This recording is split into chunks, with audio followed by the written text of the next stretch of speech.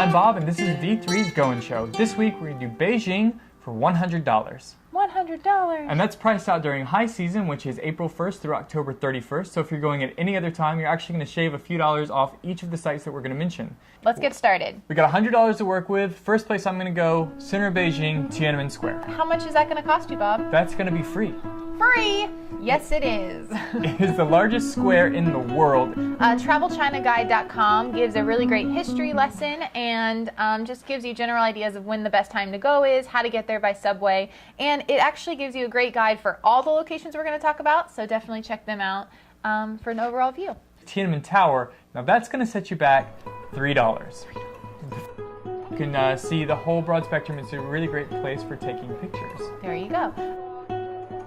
While you're at Tiananmen Square, you might as well stop at the Mao Zedong Mausoleum. Yes. Now, this is also a free attraction, and there's a really great website, asiatravel.org, that does a good job of describing how Mao affected China, the history of China in relationship to Mao. So you're going to want to definitely read up on that before you go into the temple just to know what to expect. But the mausoleum is free.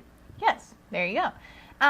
Right behind Tiananmen Square is the Forbidden City, another really great top tourist attraction in Beijing. And how much is that going to set you back, Bob? Ooh, that's going to cost you a whopping $8. $8. It's in the middle of Beijing. The Forbidden City is surrounded on three sides by gardens and houses, and it is now home to the Palace Museum. Which, all very exciting to see, and you might want to see it with an audio tour. Yes. Audio tours are an additional $6. Plus a $13 deposit that you get back when you return the audio equipment. You could also head over to the Eastern Axis, which is an additional $1.50 plus 25 cents for disposable shoes, and apparently they're really disposable.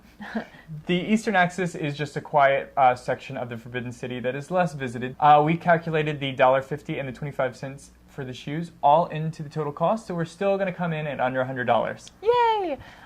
Okay, now getting a little bit outside of the main center of the city, there is the Olympic Stadium. You're going to go, see the bird's nest, take lots of pictures, revision how it was to be there during the Olympics, and you can do it all for free. All right, so getting further outside of the center of Beijing, the next biggest attraction that we're going to say you should check out and that you probably want to check out is the Summer Palace. Yes, it's $10 during the high season. It's 726 acres. The Summer Palace is mainly made up of Longevity Hill and Cumming Lake. For more information on this, you're going to want to check out the official website, which is summerpalacechina.com. It's only 9 miles from the center of Beijing, so that you can easily get to it by public transportation. A little bit further outside of the city is Temple of Heaven. Was built at the same time as the Forbidden City. No, the ordinary people never went there, only for the emperor. So it was A really great site to see about that is tour-beijing.com, and it talks about all the things to do there. This was once a prayer and sacrifice temple of the emperors of China, and it was off limits to normal people. But today, you can get in to see the Temple of Heaven for only $5. Yeah, and during the morning you can see people doing Tai Chi, and you're welcome to actually join in with them. A lot of the different attractions you can get to by subway or bus, and one guy, he's the bus tour king. He loves taking public buses in Beijing, and he actually on his blog gives you different ways to take different buses to different sites, so you definitely want to check out his blog.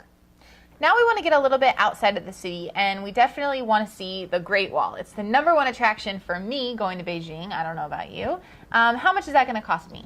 Well, it's going to cost you $6 to get on the wall. Then that's at the Badaling. Getting to the wall from Beijing is only going to set you back $5. That's nothing. $5 by bus, and the bus stop is 25 minutes away from the wall, but there is a gondola ride. A cable car for $9 each way. I would suggest maybe spending $4.50 to go one way on that and walk back the other half so you can see different sets of scenery.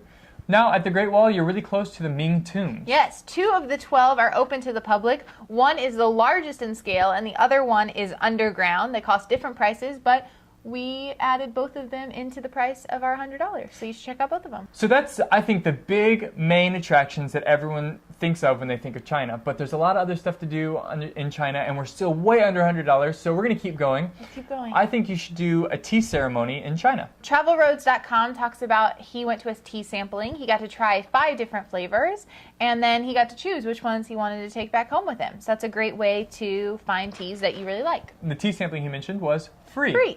The next thing is inside Beijing, there's the Lama Temple. Take Me Away Travel does a good job of describing what to see here. The main attraction is the largest carved Buddha out of a single piece of wood in the world. What?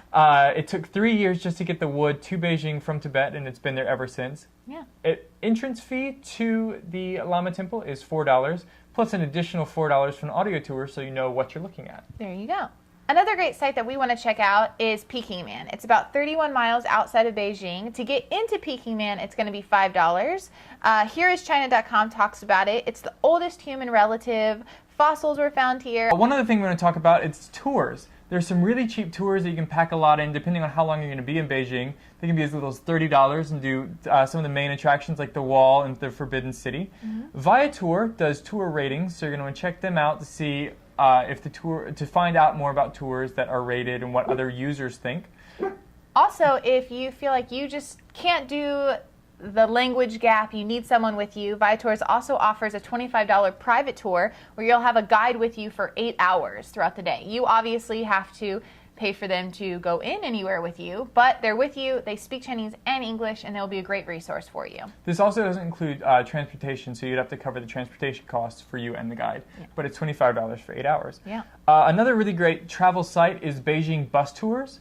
What they do is they talk about a bunch of different short tours they have. They have half-day, day tours where they pack a lot in, you see a lot of stuff, and you don't have to worry about transportation. And really, at the end of the day, it costs about the same to do one of these tours as it does to go on your own to these locations. Yeah. So it depends on what kind of experience you want to have. Right.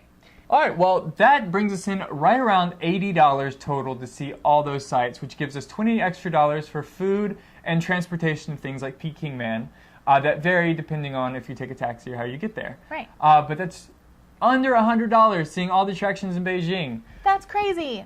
So what are 2 things that we would say we want to do with our leftover money? Well, I'm going to visit BeijingBeyonce.com and see all about the drink specials and the best places to drink in Beijing. There you go. I'm probably going to get a foot massage. There are several sites on Nile Guide that are an hour-long foot massage for around $20, $25. And after walking the Great Wall and walking around the city, I want someone to rub my feet. Yeah. All right. So that is Vagabond 3 this week. Come check us out in 2 weeks when we bring you some more.